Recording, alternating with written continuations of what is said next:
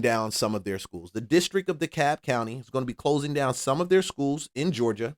And you know the crazy part about this, the craziest thing to me about this is that all of this to me is a rollover or spinover from COVID.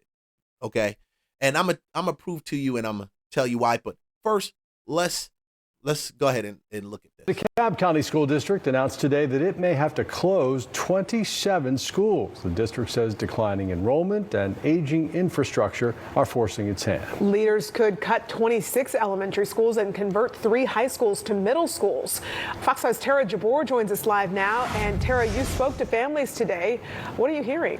Well, Courtney and Russ, the family I spoke to told me that they're disappointed in the school district and they're hoping that their school, Oak Grove Elementary, doesn't close. But right now it's on that initial list. Now the school district says that they have to make changes because they don't have enough students to support how they are currently running.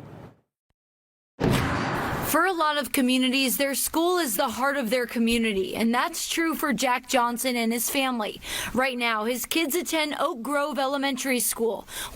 Now, first, if you hang in here, you'll find out that this is not just something that's happening in Atlanta, even though I cover the Atlanta metro area, simply because I live in the Atlanta metro area, sell real estate down here. I deal with all the politics, see the stuff, all of that down here.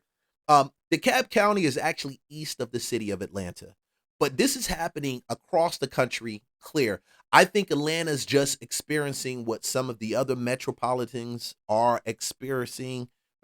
And I'm going to show you what I mean by that as we go through this. 26 schools on the chopping block. Yeah, we feel so connected with this community and the school's been so great for my kids. Johnson says his kid loves his school and they have another child planning on attending the same school next year. Everyone's super engaged. My kid loves it. He's got a ton of friends. A good school was at the top of his mind when his family bought a home in the neighborhood. Now that school could go away. You know, the communities and where people are really engaged together and don't want to see that broken up. Jennifer Caraccio with DeKalb County Schools says this list is preliminary. It will likely change. Right now, DeKalb County School District is operating as if we have 110,000 students. But in reality, we only have 92,000 students. Ooh. So they're short, what, 110? 92,000? They're short 18,000 students. That means 18,000 empty seats. People, that's a lot. You got to consider we've got high taxes. A lot of metropolitans have high taxes. You got Chicago, you got Houston, you got Atlanta. The taxes in these properties are high. And guys, don't knock it because the house appreciated in that neighborhood, then your taxes are going to be higher. But some of that tax dollar goes towards supporting schools, of course. Now, if you got 18,000 absent students from the school, I'm looking at it like, damn, we do need to close that because closing that will actually balance the budget when it comes to how much of our money is going towards the schools. At least it should. It should. But I've never known the county to say, no, we don't want that money. No, I don't think so. Oh, no. I don't think they're going to stop saying that. I think it's going to continue going because that's a direct result of COVID. It's right specifically because of COVID. I'm going to throw this up on the screen. We'll go through that once this is done. Hold on. He says the district is looking for feedback. Parents can fill out feedback forms on their website, and they will hold in-person and virtual feedback sessions. We need to give our students across the county, regardless of where they live, the same opportunity. Verdelia Turner, president of the Georgia Federation of Teachers, says she hopes the district is transparent through this process. Teachers are going to be concerned about their careers, their students also, and what it means for them, for their students, and for their livelihood. The district says teachers will follow students in this consolidation and closure process. For Johnson, he just hopes the district puts families first while also balancing its budget. Great community, and a lot of people would be really disappointed to see it, kind of taken away. And you can see the full list of. I think we kind of look at these. We look at this in a silo, like The Fulton County School Board is hosting a public meeting to discuss a school closure proposal. That board will discuss the possible closure of Mary B. Bethune Elementary School, and tonight's meeting that'll be held at the South Learning Center in Union City. It starts in less than an hour at 6 o'clock. Yeah, so these schools are going to close regardless. And I'm going to tell you why these schools are going to close. Hold on, I just threw this up here. Let's go ahead and we're going to blow this up. And I'm going to show you why these schools are going to close. Regardless of whatever they say, these schools are going to close. In both DeKalb County and Atlanta Public Schools, you'll see right here it says significant school closures and consolidation plans were indeed proposed in early 2026. Despite the booming headline population of Atlanta metro area, these specific districts are facing a missing child crisis. When I saw this, I was trying to figure out a missing child crisis. Here's why this is happening and how it contrasts on an overall regional. Man, thank goodness for Gemini. Thank you. I know people got a lot of stuff to say about AI, but I don't got to comb through a bunch of information to find it. I literally went over to Gemini and started asking it questions about it. Okay, so February 2026, the data shows a massive gap between the capacity of the buildings and the actual student body. So DeKalb County, the district is built for about, like she said, 110,000. Students are at 92,000. Like she said, this has led to a proposal to close 27 elementary schools. Now, a lot of people don't want to see these schools close, but, you know, I think it's just a necessary thing. The district has roughly, district has roughly 20,000 empty seats. Oh my gosh. Late 2025, a plan was approved to propose 16 schools that include 9 in 2027 due to utilization rate. Now, I'm going to give you my input. Skyrocketing, boom, has pushed property values high. Property values, what we talking about? Property values are one reason why this is higher. When you have these high property values, they push people, like, for example, in Atlanta, I can only give you an example. This is where I live at. But they push you out of the Atlanta metropolitan area. I noticed in the school district we're in, when we first moved into this school district in Cobb County, the high school was predominantly white. And that's no lie. It was probably about 65-40. I'll say 60-40. 60% white, 40% Black, Spanish, Chinese, Oriental, minorities, however you put it.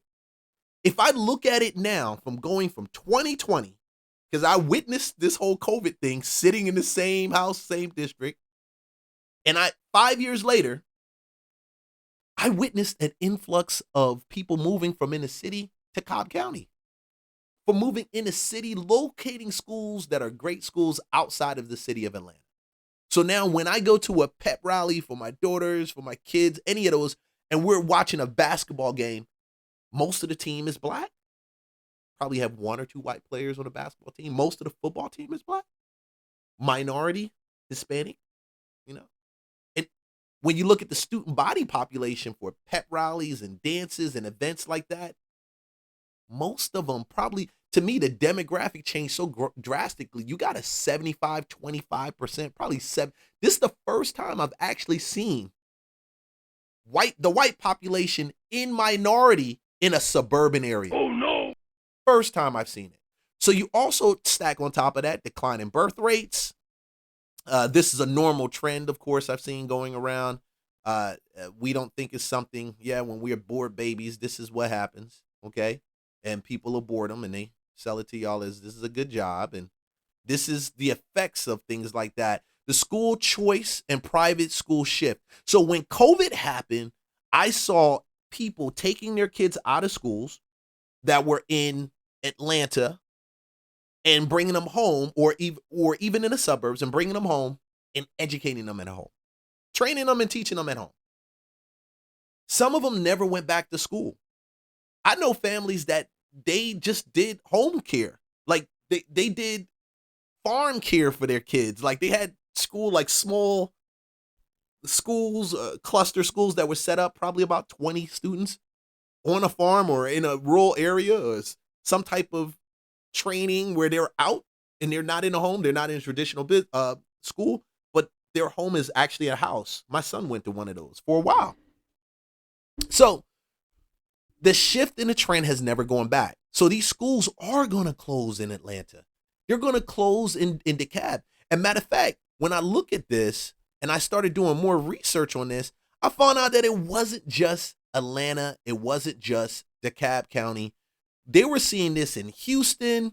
They were seeing this in Tampa, all around the country. The state's largest school district, Houston ISD, has identified 12 campuses for likely closure beginning next school year. HISD Superintendent Mike Miles says he's resisted bringing this to the board for 3 years and finally pulled the trigger because of greater than expected enrollment declines and the physical condition of these particular schools. He admits the decision to close schools contradicts something he told principals earlier this school year. The Houston Federation of Teachers and others also worry about the impacts on transportation and students who walk to many of these community schools. They believe more public engagement should have been part of this process. The Board of Managers is expected to vote on the closure proposal on February 26th. Same thing. You can't have a bunch of public engagement and think that public engagement is going to solve the issue. It's not. People aren't sending them kids to school. And I think part of the reason too, and this is my little rant on this, is when you have schools that are teaching your kids stuff that you really don't want them to be taught. One thing I saw recently was protesting. Oh, the kids were gathered on the corner and they were protesting ICE. I want them to be protesting test scores being low. I want them to be protesting inadequate education or teaching or schooling by teachers. I want them to say, hey, these teachers are not giving us anything that's challenging us. So of course, right? That's high school students. They're always going to be looking for a challenge, right? Oh, no. I don't think so. But you would want something like that. You would want something like that, not political, social issues that disturb the trend of them completing school and just getting good grades. Because at the end of the day, what ICE has going on or what Donald Trump has going on with ICE, let me tell you, 3-4 years from now, that shit ain't going to mean nothing. What's going to mean is, what's going to be important if they're a senior is how did that education help them navigate either trade school, 4-year college, or the real world, okay? And that's all that it boils down to. And if you believe that protesting is necessary in the real world as a high school student, you're going to find out when you go to work at Burger King or Wendy's or wherever you choose to plant your flag for a temporary time, they don't care how much you protest unless it's fucking Target. Oh, no. All right, so let's roll. Here's another one. So yesterday, the DeKalb County School District dropped a bomb and proposed closing 27 schools and repurposing 8 over the next 6 to 8 years. Here's a list of schools that could potentially be on the chopping block. As a DeKalbian myself, this definitely hits home. I went to Leslie J. Steele and I went to McNair Middle and McNair High. My grandparents taught all over DeKalb. District projections show enrollment declining by 2030 by the equivalent of 4 high schools. Cedar Grove, Lithonia, and Towers High Schools are proposed to be eliminated and repurposed as middle schools due to low facility adequacy and their proximity to other campuses. Now, part of the thing I'm also seeing in this is when he just spit out that number 2030, you got to consider that a lot of people also, going back to the previous conversation, they don't want their kids to be educated in public schools and influenced in such a liberal way that they don't have any take on it. So what I partially see is parents opting for, one, cheaper places to live, less expensive places that are not necessarily in the city, and then also opting in some cases to keep the kids at home because then we could do better teaching them at home than giving them to some people that just want to fill their mind with ideology and rhetoric and propaganda that we don't advocate for.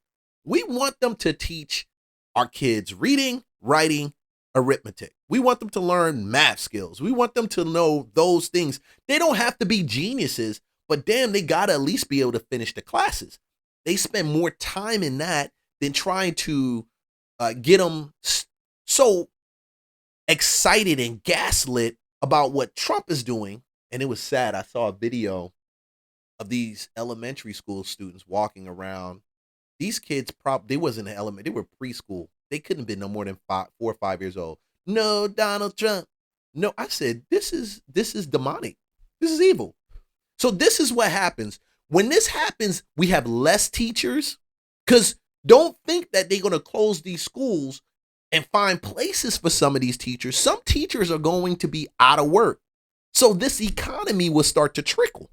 What we see already taking place at the Amazons and some of these other places is going to affect locally now teachers, because with all these school closings, somebody's going to lose their job.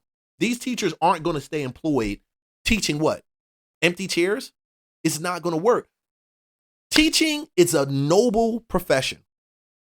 It's a noble profession. But if you're a really good teacher, I'm going to tell you, you just don't need to teach kids in front of them. You can teach them over the internet. You can teach them through tools and systems that you put in place, digital products that help parents navigate, helping them become better students on the back end. So there's many ways to teach if you have that teaching gift. Now, if you just got the teaching degree just for being a teacher, I think you do need to be let go. Congratulations. Well done. You need to find somewhere that's more comfortable for you. District also anticipates 5 middle schools worth of empty seats. Cedar Grove Middle will close, while Champion Theme, McNair, Bethune, Miller Grove, and Lithonia middle schools will be converted to elementary schools. Those conversions would create a surplus of roughly 30 elementary schools worth seats, leading to a proposal to close 26 elementary schools countywide. Understandably, the proposal sparked concern among parents, teachers, and union leaders concerned about job security and the loss of community identity tied to neighborhood schools. This 100% impacts real estate because school assignments play a major role in buyer demand and home values. Many families choose neighborhoods specifically for the access to certain schools, so uncertainty around closures, repurposing, or boundary changes can cause buyers to shift to other districts. Like, imagine buying a home specifically so your child could attend a certain school and then learning that the school may close. This can cause home prices and sales to reduce, especially in areas closely tied to a neighborhood's school reputation. Schools are an essential part of a community's identity and are paid for largely through property taxes. When big changes like closures and rezonings happen, it can affect how people feel about the area, whether investors want to put money there, and how desirable the neighborhood seems to home buyers. But before y'all start throwing a fit, I think it's important to note that nothing has been finalized and you still have a say in the matter. The school district wants your feedback. If you don't like the proposal, make your voice heard. I'll leave the link to the survey in the comments below. All right, shout out to the content creator right there, T.I.J. Head. Go check him out. Good points that he made right there. Also consider the fact, too, that the people that are actually buying houses in those school districts or in those specific communities that families are moving out of and opting to go to cheaper communities for, they're typically couples that are dual income, no kids. Dual income, no kids. It's a lot of them out there. I applaud you guys with dual income, no kids. I applaud you guys. I love my kids. I wouldn't trade them for anything. But that's typically what we're saying. So you can go protest. You can go advocate as much as you want. But at the end of the day, listen, ain't no protesting ICE move on this. Nick Rose, if you don't have enough kids there, ain't no way they can keep it open. Ain't no way they can keep it open.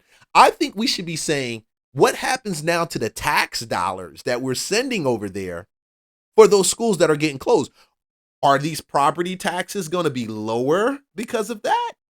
Are they going to adjust them? You're talking about getting money back, and I don't think where we live at or any of this is designed for us to get any of this money back, bro. I don't think so at all.